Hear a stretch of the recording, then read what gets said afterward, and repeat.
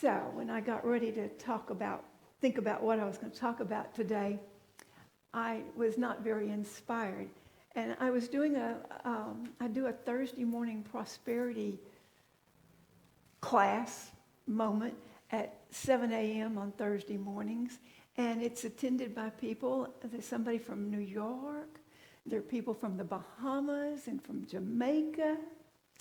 And they don't talk much. I don't know why. I can't get them to talk. But we've been doing Eric Butterworth's book, Spiritual Economics. And in the course of the lesson, I came across a sentence. Now, I've read Spiritual Economics I don't know how many times. But I read a sentence that hit me in the face. I would tell you I'd never seen it before. But obviously, I have seen it before. I've read it before, and it had no effect. But this week, this is the sentence that touched me. And it said, there is only one thing that God cannot do. God cannot supply lack.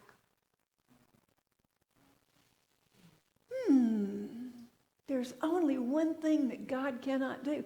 And I've spent my whole life saying God can do anything and everything. But that's true. There's something that God can't do. God cannot supply lack because God is all there is. God is always expressing as life, as prosperity, as abundance, as health, as love, and not lack. So who can supply lack? Oh, gosh. Take that in. It's me, God. Okay, I get it. It's me. So I don't know where you're seeing lack in your life. Maybe today you're not seeing lack anywhere. I have a personal situation where I have been seeing lack. And it's sort of a future lack. It's like, what happens when my money runs out? Am I going to live longer than my money? And as I think about that, you know what it does to my stomach? It kind of makes it gurgle. It makes me tense up. And when I'm in that place, it doesn't matter what you say. You know, I'm likely to take it wrong. When I'm in that place of worry and not enough, it spreads. Have you noticed that? If you're seeing not enough in one place, then you begin to see it everywhere. And should you happen to walk by one of those screens and that has those people talking, and they're saying that the stock market's going down, and you hear all sorts of stuff. If you're experiencing lack in one place, when you hear that, you start saying, oh my gosh, you know, it might run out earlier than I thought. Oh, that mole, it looks funny. What was that noise I heard in my car? Where do you experience lack? Where in your life are you experiencing lack? Anybody got something they would claim or admit to? Health. Oh, yeah. Health. Pardon me? Time.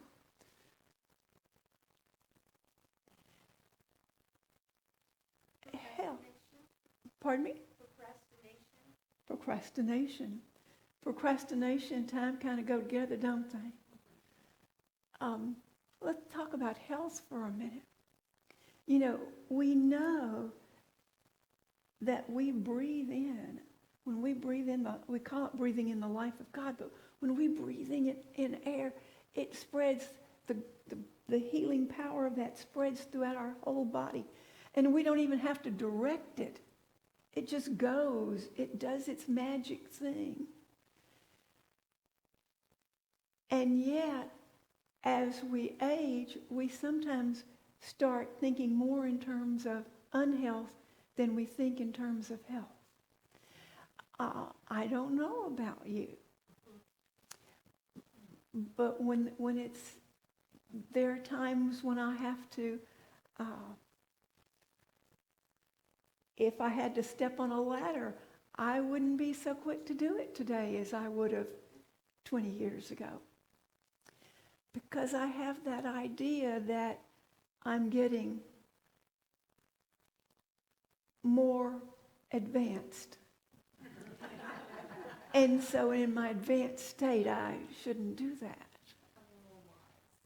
Pardon me? Becoming more wise. Yes. Oh, yes. That is the one thing that we can say, that we can all say, that we're becoming more wise. But as we experience a health challenge, when we're not feeling good, it's pretty hard to then be thinking, I feel good. When we're not feeling good, it's hard to remember to say, the life of God is flowing through me and I am improving in every moment. I'm getting better and better every day. Now we know from the story of Unity that that's exactly what Myrtle Fillmore did. And she had a healing. And she was younger than I was because she went on to have another baby after her healing. So we know that she had to be in maybe early 40s. I know that I should know that fact, but I don't. But she had a healing. And it takes discipline. It takes the ability to change our thoughts, to control our thoughts, to control our mind. And we have that opportunity every day when we get up.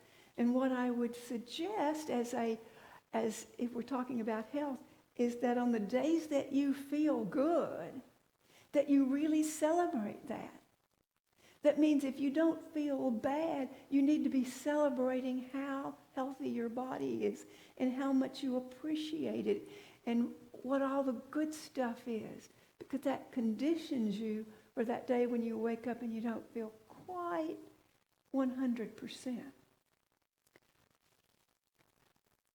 There was a woman I'm going to talk about time, Nancy. Every one of us has the exact same amount of time. And if we don't have time, it's because we don't have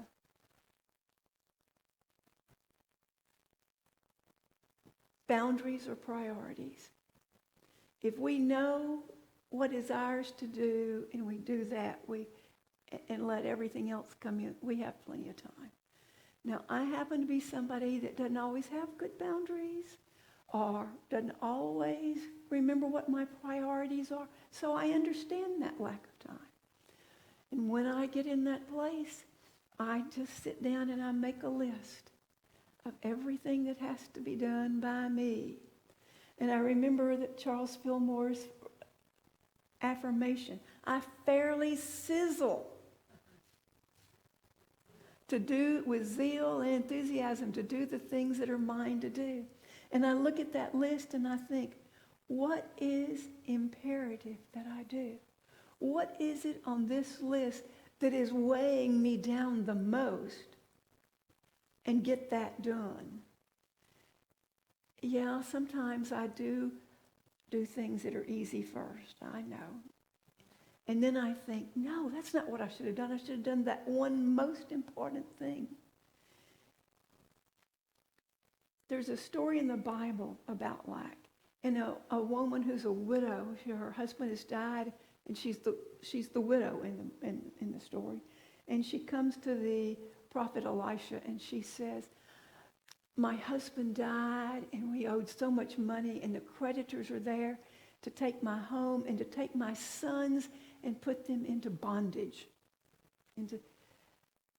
What do I do? And Elisha asked her, he says, what do you have? And she says, I only have one pot of oil. And he says, go home and get all the vessels you can get. And when you get all the vessels you can get, take them in and pour the oil. And when she does that, and as she pours the oil out of her one little pot, it fills up each of the vessels that she's collected. It fills up every one of the vessels she's collected. She goes back to Elisha and he says, sell the oil, pay your debts. Now that's the story.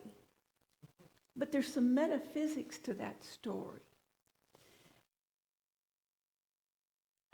She went, I only have one little bottle of oil. Do you ever get into that frame of I only have this. I can only do that.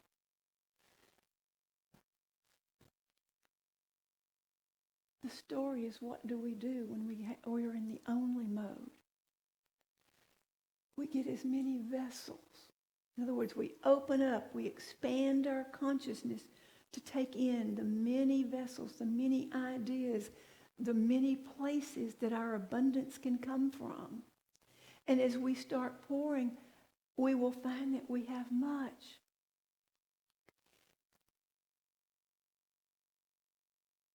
Jesus said, to him that has much, more will be given, and to him that has little, even that will be taken away. If you and I have only or not enough, we're going to keep having only and not enough. It is a state of consciousness. You and I have to change our state of consciousness. And our state of consciousness includes all of our thoughts, all of our feelings, conscious and unconscious. Sometimes our lack comes from unconsciousness because maybe we were told very young, there's not enough money for you to have a pair of skates. We don't have enough money for a birthday present. We only have oranges for Christmas. Now, most of us didn't grow up in those times, but that has been a prevailing consciousness in the consciousness of humanity. And certainly on here on this planet, we have people who have nothing or very little. And so they are contributing to this group consciousness that we're a part of. But you and I are responsible for our own consciousness. Nobody else can be. And so when I read that, there is only one thing God cannot do. God cannot supply lack. Only I can.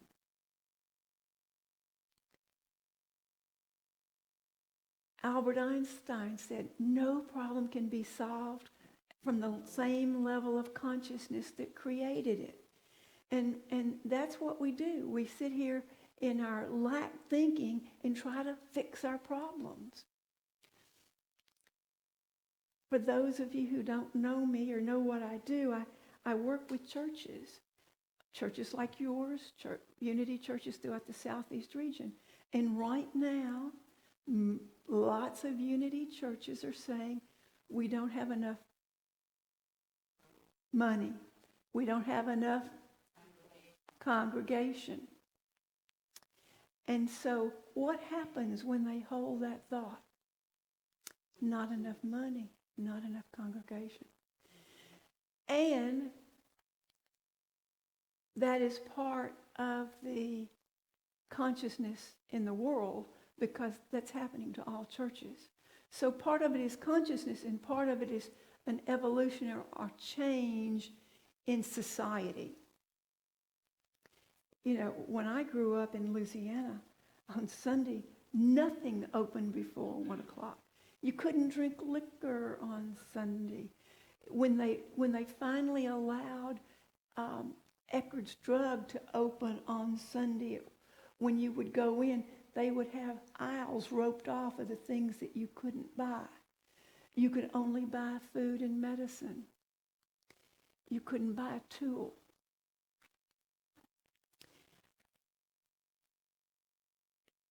Times change.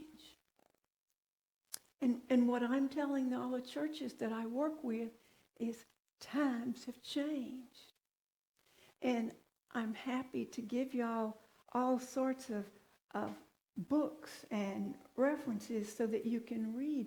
There are people that are saying, we got to have a new model. We have to do it differently. You can't do it the same way. We have to make more vessels. And the way we do more vessels is to find another way to do things.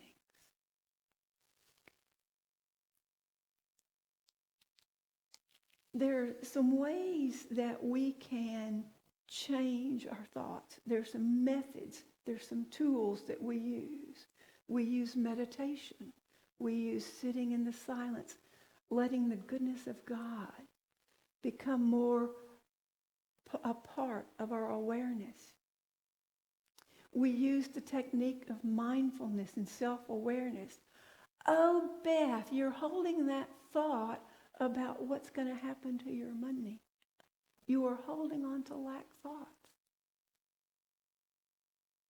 Now, if you're lucky, you have someone outside of you that says, oh, have you noticed what you're saying? But sometimes we don't have that person that will say, you might want to rethink what you're thinking. We have to become aware. We have to catch ourselves. And the place where we have to catch ourselves is when we're the downest. We have to say, oh, I'm so down, and not, I'm so down. I'm so down. What am I thinking? What's going on up here? You know, meditating on God's goodness and God's abundance helps. Journaling helps. When you find yourself down, write about it. You will be surprised if you will just write.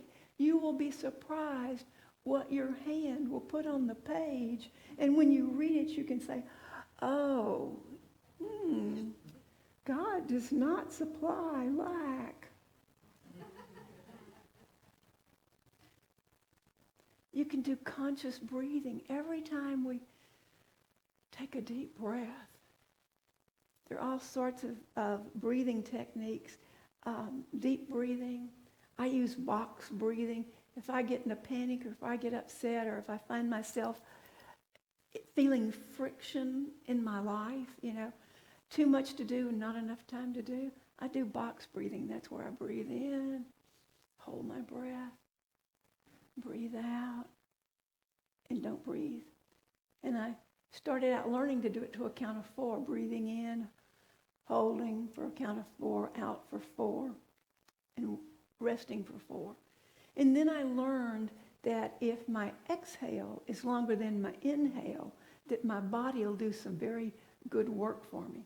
So now I breathe in for 4, 5, or 6, and then hold it, and then I exhale to like 10. And the slower you do that, the more your body responds. Our magnificent body has a way of helping us get to that place where we can think differently if we will use it. We talk in Unity all the time about positive affirmations and visualizations. And an affirmation is a statement in the current present moment. I am a beloved child of God. I inherit all that God has. I am one with the infinite mind of God. God guides me in every moment. We can make these affirmations, and then we can visualize ourselves doing the things and being happy and and being up and being happy. If you aren't happy, I noticed back there on your food for thought, happiness is not a constant outcome, outer state. It is an inner resolve. I thought that's great because that's so true. It's on your blackboard back there. Happiness. You can get to happiness through affirmations and visualization. There is an athlete that was not able to compete at a level in the trials to make a team. And he tried over and over. And David was very frustrated. And a coach told him, suggested that he visualize standing on the podium. He suggested that he visualize having his best event ever. To visualize winning. And to affirm to himself, I am capable of achieving my goals. I'm capable of achieving my goals. And so David started doing that. He started saying, I am capable of achieving my goals. He started seeing himself winning. And guess what? He had success. You know, there's studies that show that people that visualize making baskets,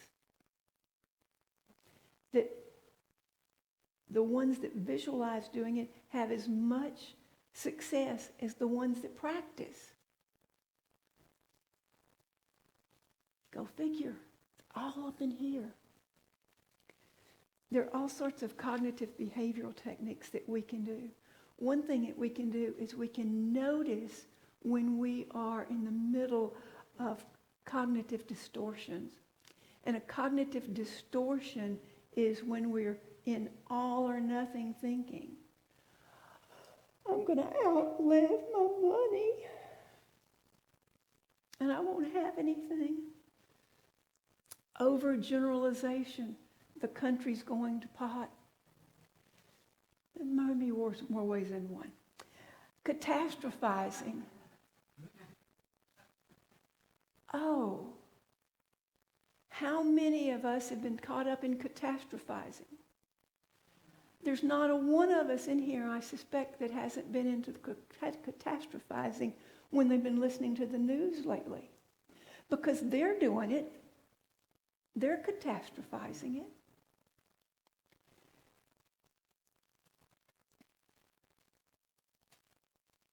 Reminds me that in spiritual economics that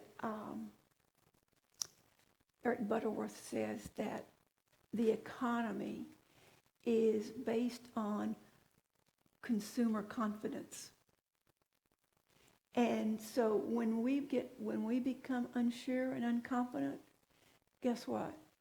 The economy tanks. Because we get into that all or nothing and overgeneralization. And God can't supply lack. But what do we all do? We join our thoughts together about how bad it's going to be. And guess what? We create behaviors. We stop spending. We start hoarding. We don't put money into our church. We don't give money to the charities that we support. And everything dries up. And it can dry up to the point of a recession or even a depression based on just what we hold in our heads. One of the other cognitive behavior things that we can do is to reframe our thoughts.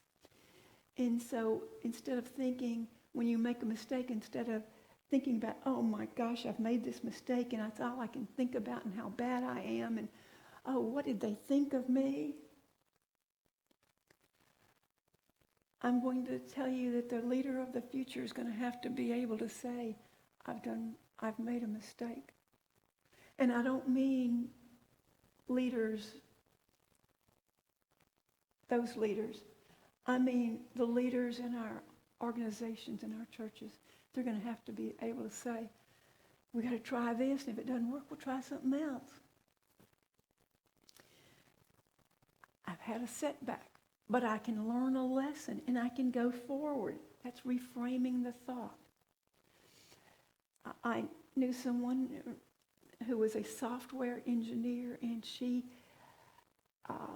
kept presenting projects to her team, and her projects were never chosen, and she was pretty down on herself, and we talked about that. And we talked about that if she, instead of thinking about they don't like me and my ideas aren't good, and that if she would start thinking about what I learned and what can I do different, that she would start having success. She actually got up the courage to talk about her idea with some of her peers and to say, I don't understand why this wasn't a good idea. And she was able to hear what they had to say, and she was able to take what they had to say and add it to her knowledge and change her projects. And pretty soon, she had projects that were accepted frequently because she was able to learn. She was able to reframe what she did. You and I need to do that. We need to learn how to do that. We have to do that, and one of the other ways that we can get out of being not enough is to embrace gratitude and compassion. And I know I talked about gratitude the last time I was here, but a gratitude journal never hurts. Keeping track of the blessings in your life always has a cumulative effect. Mark is a school teacher, and he very unhappy in his life. And he started keeping a gratitude journal. And all of a sudden he realized, my life is not as bad as I thought. Yeah. And as he got closer and closer to that thought that my life is not so bad, the frown and the angst that he expressed in the world began to change. He began to smile. His students began to smile back. He began to have success with his students, all because he began to notice what he was grateful for.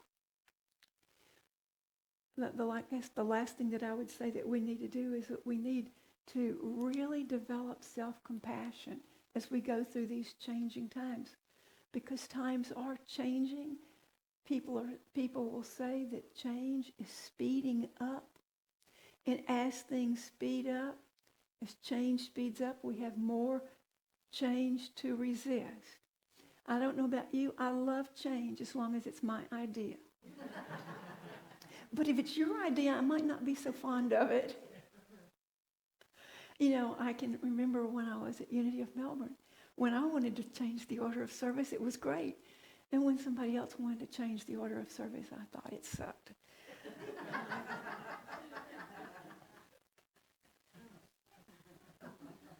I thought that it was evidence that they didn't like me, that it was evidence that I wasn't good enough. Ooh, and you act from that. I have a friend named Emily, and she is one of those people that harshly criticizes herself. And finally, I started kind of saying something, and it wasn't appreciated. But one day I said to her, if I said those things to you, you wouldn't like it. If you heard someone say those things to me, you wouldn't like it. Why are you so willing to accept that you say those things to you? And so when we can accept ourselves just as we are, doesn't mean we're not going to change. It didn't mean we're not going to grow to become better. But when we can accept, this is where I am here today, and look at me, huh? I showed up pretty good. Was my talk the best talk? Well, maybe not. But when we can show up to ourselves with love and compassion, recognizing that when we do that, it's like God doing it to us. That's what God wants to do. That's what God wants to say. God wants to say, honey, you're okay. We have to be the hands and the voice that says, honey, you're okay. Honey, you can do better. You can make a new decision next time. Made a bad decision about a relationship, you can make a better one next time.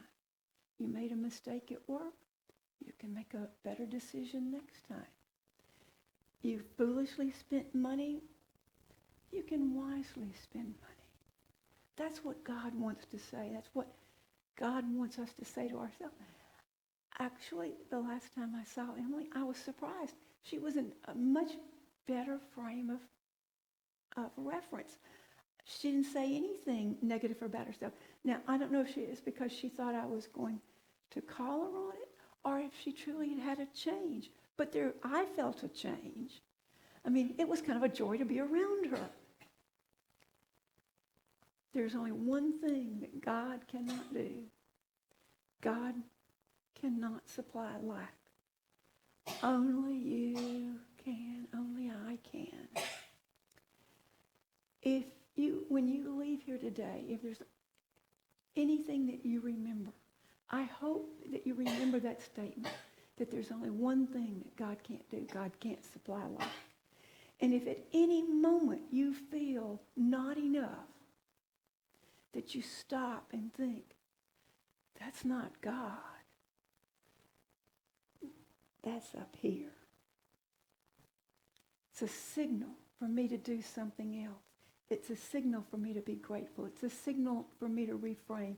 It's a signal for me to have compassion.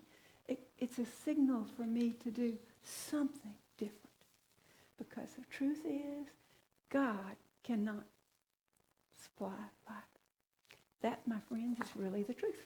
Thank you.